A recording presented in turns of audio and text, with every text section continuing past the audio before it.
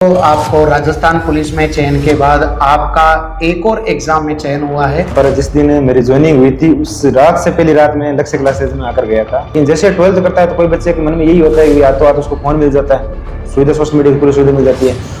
तो 1 मिनट में नाम था, लेकिन सर लास्ट मिनट में नाम नहीं आया।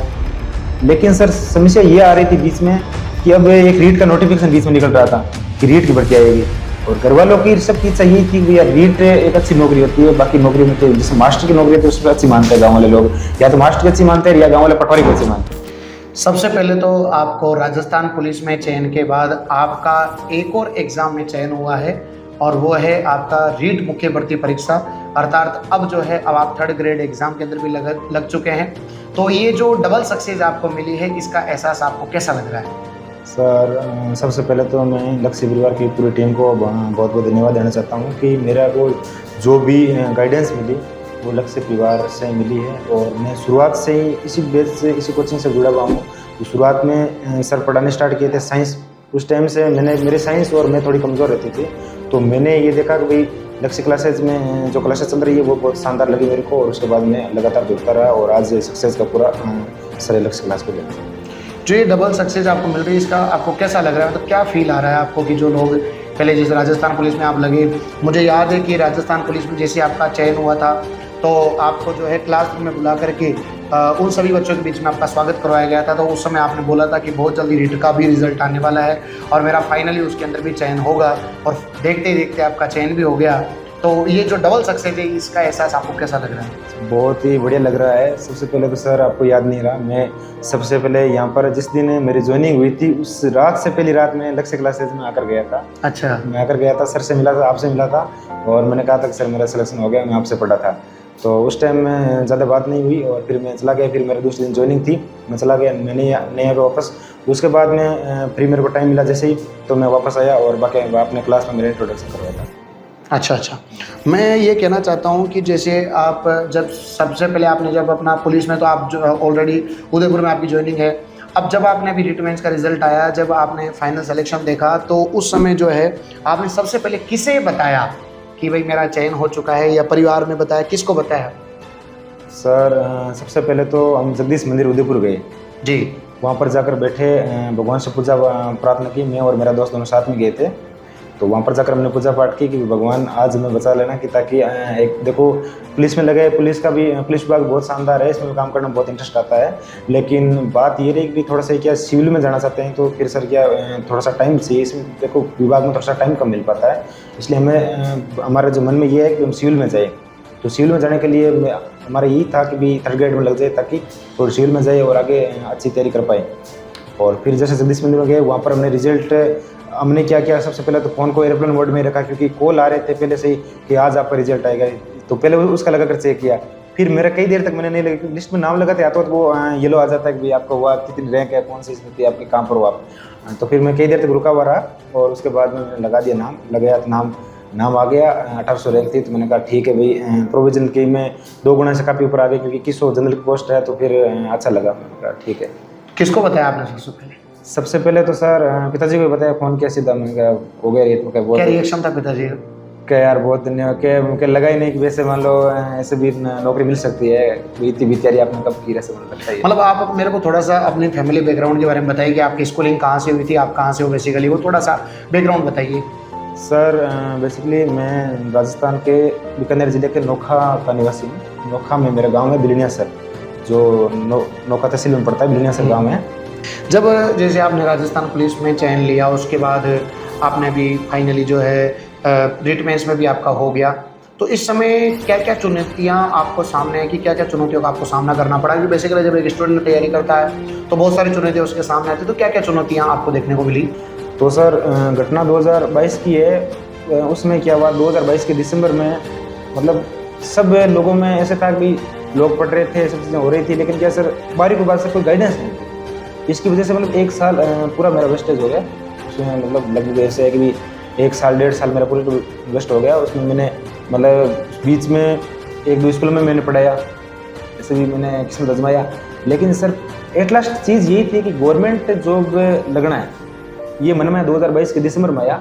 अचानक किसी ने बताया कि गवर्नमेंट जॉब की आप तैयारी कर सकते हो, आप साइंस मैथ के हो, आपने इतने परसेंटेज बनाए, आप तैयारी करो और ताकि आपको मान लो अच्छी गवर्नमेंट जॉब मिल जाए। गवर्नमेंट जॉब में सेफ्टी होती है और हर चीज़ में गवर्नमेंट जॉब की सहूलियत रहती है। तो फिर सर 2022 से मैंने तैयारी स्टार्ट की। 2022 सबसे पहले मैंने सीईटी का पेपर दिया था। वो हुआ था सर 2023 के जनवरी के अंदर वो सीईटी हुआ था ग्रेजुएशन। उसमें मेरी ग्रेजुएशन कंप्लीट हो गई थी और उसमें पेपर दिया था। उसमें सर मेरे 168 नंबर आए। तो साथ वालों सब ने कहा यार तूने 1.5 महीने तैयारी करके 168 नंबर कैसे लेकर आ गया। फिर मेरे 10+2 का पेपर था वो मार्च में था। तो वो क्या है कि 168 उसमें थे। मैंने जितने भी मेरे दोस्त वहाँ पर तैयारी करते मैंने बताया मैंने 168 क्या यार हो ही नहीं सकता है, अभी आया तो 1 महीना हुआ है, इतने में कैसे कर सकता है। और फिर मैंने 10+2 का पेपर दिया, उसमें मेरे 198 आए। जितने भी मेरे साथ में पढ़ने वाले थे, जितने भी सर जैसे मान लो 5-6 साल से तैयारी कर रहे हैं, कोई 4 साल से तैयारी कर रहे हैं, किसी के 198 नहीं थे। रूल ये था कि उसमें 15 गुना को बुलाते थे भर्ती किसी भर्ती में। तो सर बहुत ज़्यादा भर्तियाँ देखने को मिली, लेकिन इसमें ये रहा कि भी एक जैसे 198 हमने नंबर तो बना लिए, लेकिन सर नेगेटिव मार्किंग का एक्सपीरियंस नहीं हुआ। और बाकी मतलब पेपरों के अंदर एक केस पेपर को अटेंड करना, ये चीज़ें नहीं, क्योंकि क्वालिटी थी तो उसमें क्या नेगेटिव मार्किंग नहीं थी, 198 तक हम पहुँच गए। लेकिन फिर क्या हुआ सर, सबसे पहले फॉर्म हमने भरा राजस्थान पुलिस का फॉर्म भरा 2024 वाला, राजसमंद जिले से फॉर्म भरा था। उसमें क्या सबसे पहले नियम चेंज किया था, फिर पिछले और सीटी का नियम ये था कि 15 गुना एक्सपीरियंस को आप बुलाएंगे। तो हमारी बारी आ गई थी, राजसमंद से मैंने फॉर्म भरा था, राजसमंद 15 गुना बंदों को बुलाया। तो उसमें बारी आ गई थी, वहाँ पर 40 सीटें थी, तो वो 40 मिनट 15 को बुलाया, 600 जनों को से बुलाया था। तो राजसमंद से बारी आ गई, उसमें राजसमंद यहाँ पर आकर हमने फिजिकल किया। फिजिकल बनाना सर पेपर हुआ, पेपर बनाना सर 1 मेरिट आती है। 1 मेरिट में नाम था, लेकिन सर लास्ट मेरिट में नाम नहीं आया। तो फिर सर बुरा लगा कि यार मतलब तैयारी भाई हम कर रहे हैं, साथ उन्होंने कहा कि देख लो आप कह रहे थे सीईटी में आने से ऐसे होगा ऐसे होगा, मतलब वो सफलता नहीं मिली। तो मैं सर क्या जैसे उसका सर जून मेरे को याद आ रहा है, पूरा जून के अंदर उसका पेपर हुआ था। लेकिन जून का वो पेपर देते ही मेरे को ऐसे लगेगा कि होगा तो ठीक, नहीं होगा तो ठीक, मैं तो आगे तैयारी करूँगा। LDC 11 अगस्त को LDC का पेपर हुआ था, 11 अगस्त को पिछली बार 2024 LDC का पेपर हुआ था। उसकी मैंने जी जान लगा कर तैयारी की। मैंने कहा सीईटी का सेम सिलेबस है LDC का, तो वो क्या मैथ और उसमें मेरे को साइंस की ज़रूरत थी। तो फिर मैं आपको यूट्यूब पर क्लास लेना स्टार्ट की। सर देखो सारे कोर्स लेना संभव नहीं होता है, एक कोचिंग में मैंने कोर्स ले लिया, वो नहीं पढ़ पाया क्योंकि सारे टीचर मेरे को इतने पसंद नहीं आए। उसके बाद साइंस की आपको यूट्यूब पर क्लास आती थी, वो स्टार्ट कर दी। मैथ वाले के अनिल सर जी की क्लास है, साइंस पर यूट्यूब पर आती थी, वो मैंने क्लास स्टार्ट कर दी। और जीके के लिए भी उसमें सर के नाम भूल गया, उनकी भी क्लास लगती थी, वो मैंने स्टार्ट कर दी पढ़नी। तो उसके बाद सर मेरे क्या LDC के अंदर मेरा 139 नंबर आए, यानी 138 हमारे जनरल की मेरिट रही थी और मेरे 139 है। तो ये उसमें क्या हुआ कि 3 गुना में कॉल हो गया। लेकिन सर समस्या ये आ रही थी बीच में कि अब एक रीट का नोटिफिकेशन बीच में निकल रहा था कि रीट की भर्ती आएगी, और घर वालों की सबकी इच्छा यही थी कि यार रीट एक अच्छी नौकरी होती है। बाकी नौकरियों में क्या, जैसे मास्टर की नौकरी है तो उसमें अच्छी मानते हैं गाँव वाले लोग, या तो मास्टर की अच्छी मानते हैं या गाँव वाले पटवारी को अच्छी मानते हैं, बस यही चीज़ है। बाकी लोग तो फिर क्या सर वो टाइपिंग में सर मैंने जैसे टाइपिंग दी तो टाइपिंग मेरा अच्छा गया 50 नंबर। टाइपिंग तो मैं टाइपिंग मैंने इंग्लिश की अच्छी कर ली थी, इंग्लिश में सर मोस्टली अच्छी कर लेते हैं, लेकिन हिंदी की टाइपिंग में थोड़ी सी एक समस्या आई, लेकिन उसमें भी अच्छे नंबर बन गए। लेकिन सर एफिशिएंसी में क्या होता है सर, 50 नंबर की एफिशिएंसी होती है, 25 की उसमें होती है, 25 इसमें होती है। इंग्लिश की एफिशिएंसी जैसे बोल्ड वाले क्वेश्चन आते हैं, उसमें सर क्या है कि 6 नंबर का क्वेश्चन था, वो क्वेश्चन मैंने गलती से गलत हो गया, और एक क्वेश्चन 6 नंबर का मेरे को आता ही नहीं था, मेरे को समझ में नहीं पड़ा। तो वो क्या 6 नंबर का 2 क्वेश्चन गलत हो, 12 नंबर तो मैं काफ़ी पीछे चला गया। और मेरे दोस्त उस समय LDC में भी लगे, कई दोस्त मेरे पुलिस में लगे। मैं मतलब सर मेन चीज़ ये होती है, आप तैयारी करना स्टार्ट करो तो आपका जो सर्कल है वो सर सबसे बड़ी चीज़ होती है।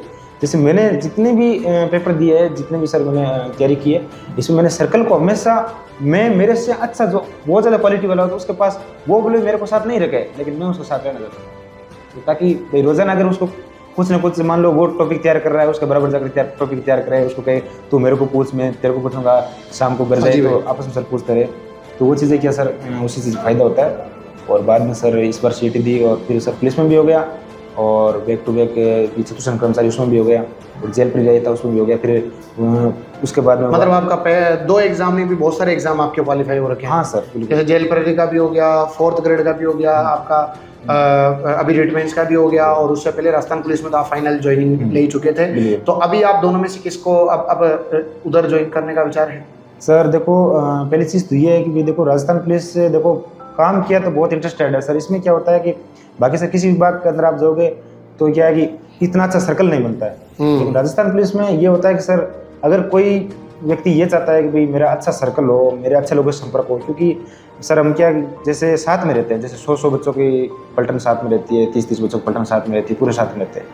तो लाइफ को अगर मान लो इंटरेस्टेड टाइप जीना चाहता है, जो ऐसे सामाजिक नहीं रहकर बाकी ऐसे मान लो समाज सेवा लोगों से मिलना चाहता है, इस प्रकार को राजस्थान पुलिस में ही अपना डेडिकेशन देना चाहता है, तो उसके लिए राजस्थान पुलिस अच्छी है। और मेरा सर देखो प्रयास है, कर पाऊंगा नहीं कर पाऊंगा वो तो देखो अब कोई देखे वो कह दे कि कौन सा आरएस बन जाएंगे, ऐसे कहने से सर ये होती है, क्योंकि देखो तरह तरह की सोच होती है। मेरा प्रयास ये है कि भी सर मैं एक बार सिविल जॉब की अच्छे से तैयारी करूँ, क्योंकि सर मौका मिला है तो मैं एक बार अध्यापक को ज्वाइन करके फिर सर सिविल जॉब करने जाना चाहता हूँ। बीच में आप जब तैयारी कर रहे थे आपको कभी ऐसा लगा कि निराशा हुई हो कि यार मेरा तो नहीं होगा, अगर मेरा नहीं होगा तो क्या होगा, या आपके परिवार की कोई जिम्मेदारी थी, या पारिवारिक क्या था, मतलब पिताजी क्या करते हैं वैसे? पिताजी सर किसान है। तो बीच में कभी कभी लगा तो होगा आपको ऐसे तैयारी करते थे कि अगर मेरा नहीं हुआ मान लो भाई देवे तो क्या होगा, परिवार की जिम्मेदारी है, कुछ ऐसा मतलब निराशा हुई कि होगा मेरा होगा या नहीं होगा? सर पहली चीज़ तो ये है कि जो एक शुरुआत का 1 साल था वो तो सर जोश मैंने तैयारी करके निकाला था। रियल बात तो देखो यही होती है कि आपका जो फर्स्ट टाइम होता है, फर्स्ट टाइम आप जो तैयारी करते हो वो तैयारी सर लास्ट टाइम तक रहती है।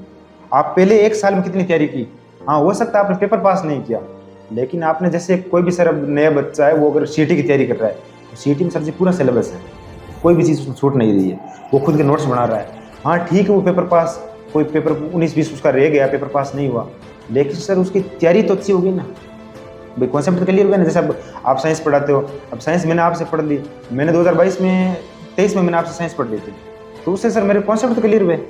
उसके बाद मैं आपकी क्लास देखते इंटरेस्टेड के लिए, जैसे मेरे को फ्री टाइम मिलता है मैं कि यार अब क्या देखें कि राहुल सर क्लास दे लेता कि वो इसमें डायलॉग मारेंगे, डायलॉग सुनते रहेंगे, क्लास देखते रहेंगे, क्योंकि सर दोबारा रिवीजन करता है, आनंद आता रहता है।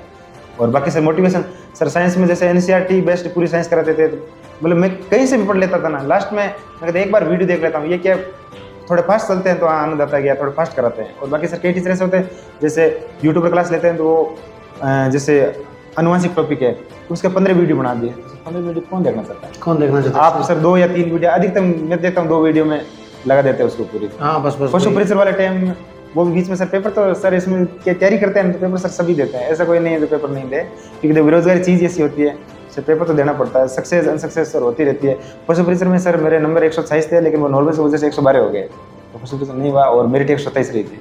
और साइंस में तो आपने राहुल सर को नहीं छोड़ा कुल मिला के? नहीं, साइंस के लिए मैंने राहुल सर को नहीं छोड़ा, और मैथ के लिए मैं चेंज करता रहता, लेकिन अनिल सर की क्लास से भी मैं बहुत ज़्यादा मतलब लेता था। अच्छा, मैं लक्ष्य क्लासेज उदयपुर की जर्नी कहाँ से स्टार्ट हुई, किसी ने बताया या कैसे यूट्यूब से, किस तरीके से जर्नी स्टार्ट हुई? सर ये सर जर्नी मैंने जैसे एक बार क्या बैठा था मैं 2023 में, मैंने वो वापस मेरे को BSTC वाला पेपर देना था, तो BSTC पेपर देना था, उसमें मैंने क्या किया, कोई मेरे को एक पेपर का सेट मिला जो या आपकी बुकलेट होती है ना, वो मेरे को किसी ने बताई कि वो बुकलेट है ये, उसमें 20 पेपर डाले हुए हैं, 20 पेपर आप कर लो बहुत अच्छे हो जाएंगे। तो मैंने सर वो बुकलेट में 20 के 20 पेपर सोल्व किए, मेरे को लगा कि भाई वास्तव में मतलब प्रत्येक क्वेश्चन दे रहे हैं, जैसे 20 पेपर बना दिए, 20 पेपर प्रत्येक टाइप के क्वेश्चन लेकर आ रहे हैं, ये चीज़ मैंने देखी। उसके बाद सर मैंने नाम देख लिया सबके, क्योंकि वो क्या है कोई नए बच्चा वो किताब लेता है हाथ में, पूरे सभी टीचरों का नाम टीचर्स वगैरह का नाम देखता। फिर मैं सर्च करके सबको सर्च करने लगे, यार साइंस वाले कैसे पढ़ाते हैं, वो कैसे पढ़ाते हैं, वो मैंने वहाँ से शुरुआत कर ली।